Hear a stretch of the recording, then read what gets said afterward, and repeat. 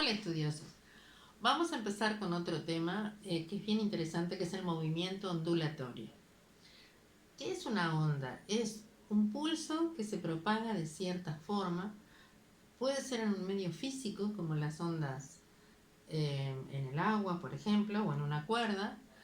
También pueden ser ondas electromagnéticas, es decir, porque la onda en sí es un fenómeno tal que hay un pulso que se propaga haciendo un dibujo de la trayectoria de ese pulso. Entonces piensen en esto.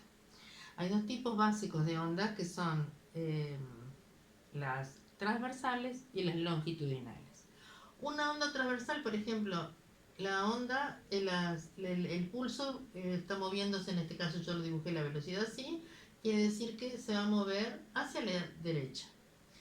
Sin embargo, cada una de las partículas, ¿sí?, va subiendo hasta su valor máximo de trayectoria, luego va disminuyendo, va bajando hasta valer cero, después se va a convertir en valores negativos y así va dibujándose la onda. O sea que la dirección y sentido en que se propaga el pulso le llamamos v a esa velocidad, pero cada una de las partículas tiene una velocidad en i, una velocidad en este sentido, que sube y baja, porque en realidad lo que le pasa a las partículas se mantienen en el lugar. Piensen en el mar, por ejemplo, ¿sí? Las partículas se mantienen en su lugar, solo que subiendo y bajando, no se desplazan.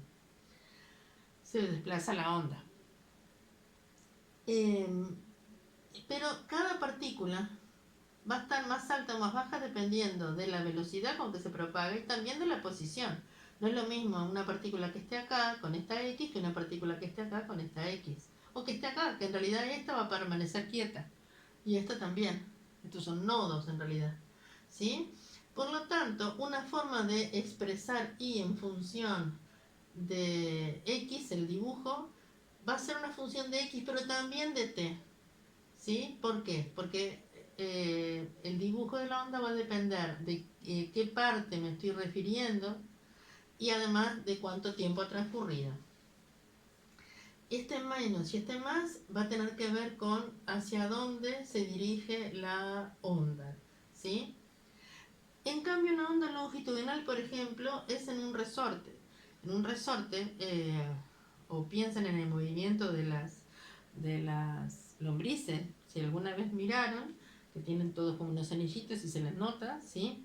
Y se van en la misma, también se tienen como un movimiento ondulatorio, pero sus anillos se acercan y se separan. O sea, si la lombricita va para allá, ¿sí?, también sus anillos se juntan y se separan en la misma dirección y sentido. Entonces, en ese caso, la onda sería longitudinal. O sea, no hace este dibujo, sino que hace un dibujo así, ¿verdad? Cada una de las partículas a la misma dirección y sentido que va la onda en sí, también van cada una de sus partículas. O si no, un resorte que se mueve y se estira, se mueve y se estira, se mueve y se estira. Piénsenlo. Nos vamos a quedar con las ondas transversales. Y vamos a detallar algunas características. Puedo ir dibujando una onda así.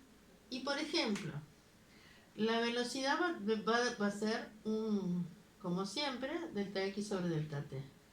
Pero vamos a llamarle de alguna manera el delta x, que corresponde al dibujo de una onda completa.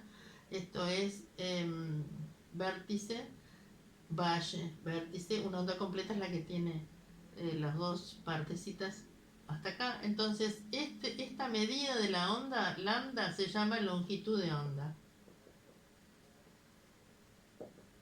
Y el tiempo que demora en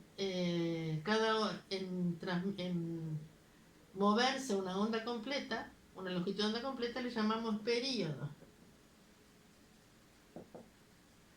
¿Sí? Y podríamos decir que también hay otra magnitud, que es la frecuencia, que es la inversa del periodo. Sería cuántas ondas pasan por segundo. Esto va en segundos, esto va en hertz y esto va en metros. Vamos a ponerle las unidades. Frecuencia en hertz. Les suena de las ondas de radio, ¿verdad? Sí, vamos a ver ese tipo de ondas también. Bien, entonces, la velocidad de propagación, esta es la velocidad en la que se propaga la onda, la puedo también calcular como lambda sobre t o lambda por frecuencia. Esa es una forma de calcular. Ahora, sabemos, por ejemplo, si pensamos en la velocidad en una onda que se transmite en una cuerda, piensen en cuerdas de instrumentos.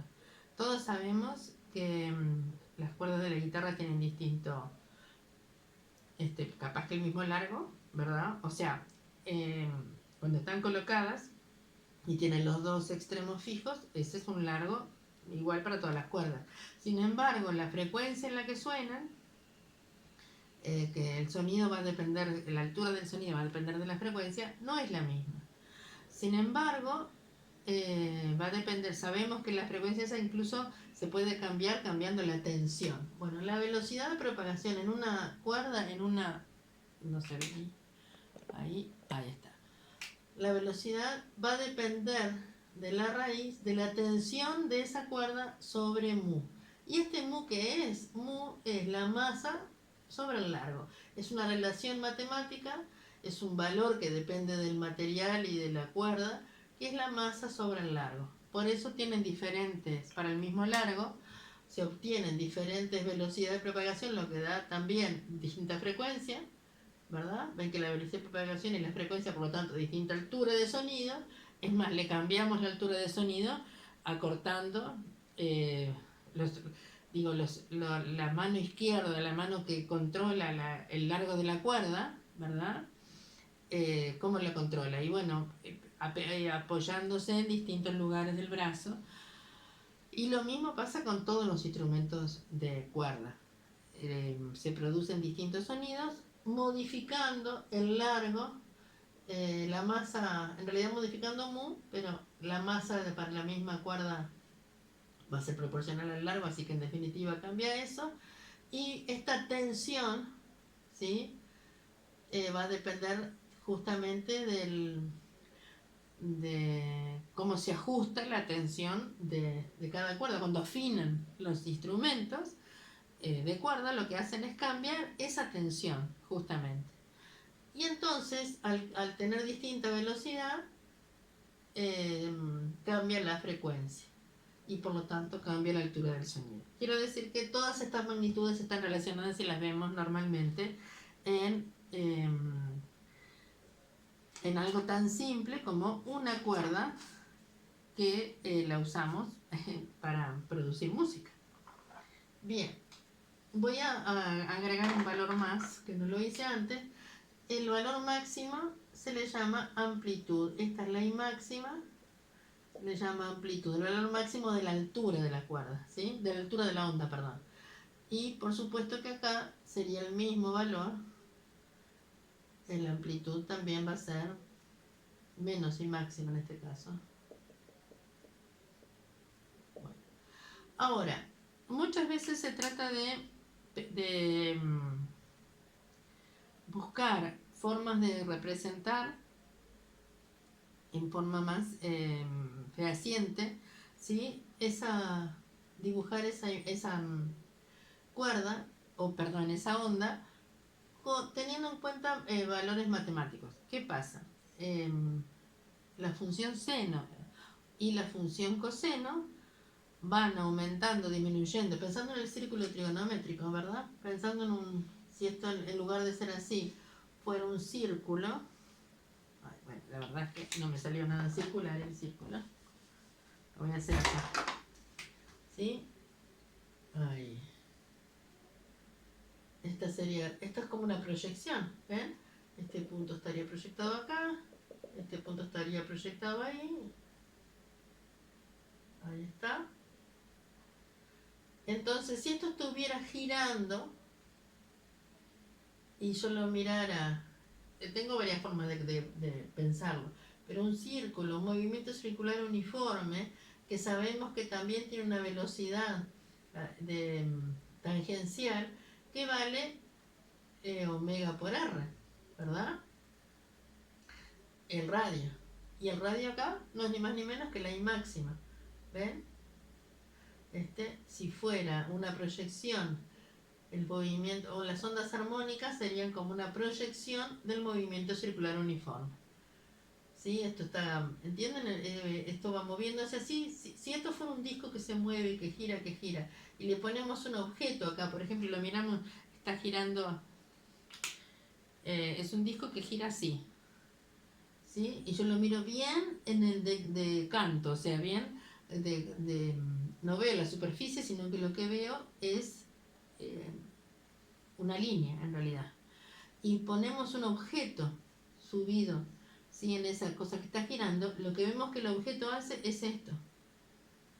No vemos todo eso, sino que lo que vemos es la proyección, ¿sí?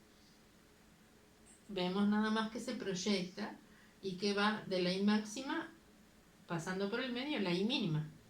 De acá pasando por el medio y después lo vemos otra vez, y ese movimiento es un movimiento armónico. Entonces se puede representar con una función seno o coseno. ¿Por qué? Bueno, porque también si lo voy a presentar como seno y coseno, fíjense, si esto es 2pi y esto es pi, ¿verdad? El círculo completo vale 2pi radianes. Y medio círculo tiene una amplitud de pi radianes. Y un ángulo de 90 grados es pi sobre 2. El seno de pi sobre 2, 3 medios de pi, 2pi, en realidad si los voy a representar, también cumplen con ser una función matemática armónica, y entonces muchas veces se representa de esta manera, se representa de esta manera la función, se da lo que se llama la ecuación de la función, ¿sí?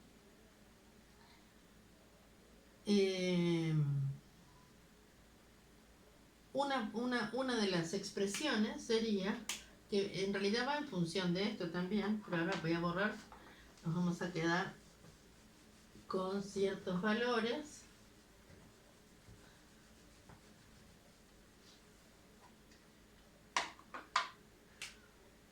Y sería la amplitud por seno de kx, eso es una, vamos a ver qué es cada cosa ahora, menos omega t más phi. Este menos recordemos que va para este lado. ¿Qué es este phi? Este phi es el ángulo de fase. En este caso vale 0, y que son las condiciones iniciales. ¿Por qué digo que en este caso vale 0? Acá vale 0 la i, ¿verdad? Entonces el seno de esto, acá seno de 0 es 0. Para que esto valga 0, en realidad phi tiene que ser 0 también. Si estos dos se igualan, esta tiene que ser 0. ¿Qué pasa si empiezo, por ejemplo, si tomara desde allí? Entonces phi corresponde a la i que tiene, esto ya no empezaríamos a contar el movimiento de allí, y entonces está desfasado, y a esta cantidad le voy a llamar la i en estas condiciones iniciales, de ahí se despeja phi. O sea, esta i va a ser i sub 1, supongamos, i sub 1 inicial. Entonces sustituyo ese valor acá y con todos los demás puedo saber cuál es la fase inicial de esa onda. Recordemos que K, esta K es el número de onda y es 2pi sobre lambda. De esa manera se va a depender del dibujo de la onda. Omega es 2pi sobre t, ¿sí? Recordemos eso y básicamente con eso tenemos la ecuación de onda. Esta es la ecuación de onda. Ahora, sabemos que, o sea que, esta es una ecuación importante, ¿sí? Recordemos esto. Acá está definido de esta manera, ¿sí? Y t es el tiempo en determinado instante y x es la posición en determinado instante. si esta I es la I inicial, entonces ahí corresponde un ángulo phi de desfasaje. Bien, ¿qué pasa con la velocidad, pero no de desplazamiento, no con esta, sino con la velocidad de cada una de las partículas de subir y bajar, subir y bajar, subir y bajar en cierto tiempo? Recordemos que la velocidad es el desplazamiento vertical sobre el tiempo, sería, en realidad es la derivada con respecto al tiempo, es la velocidad, pero la velocidad le voy a llamar en I, ¿sí? Porque es la velocidad de desplazamiento de cada partícula. Y para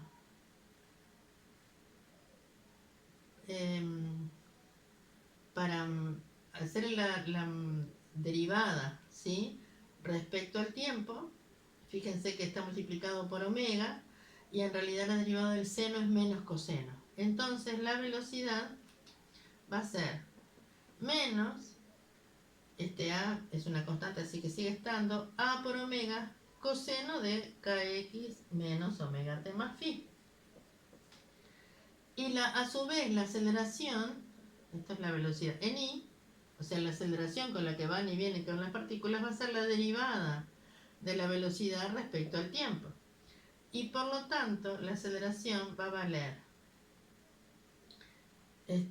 otra vez va a estar omega acá, así que acá nos va a quedar la derivada de menos coseno es menos seno, menos A por omega, porque es por lo que está multiplicando nuestra variable t, omega cuadrado seno de kx menos omega t más phi. Y ahí tengo tres ecuaciones que me permiten describir la onda y el movimiento. Y saben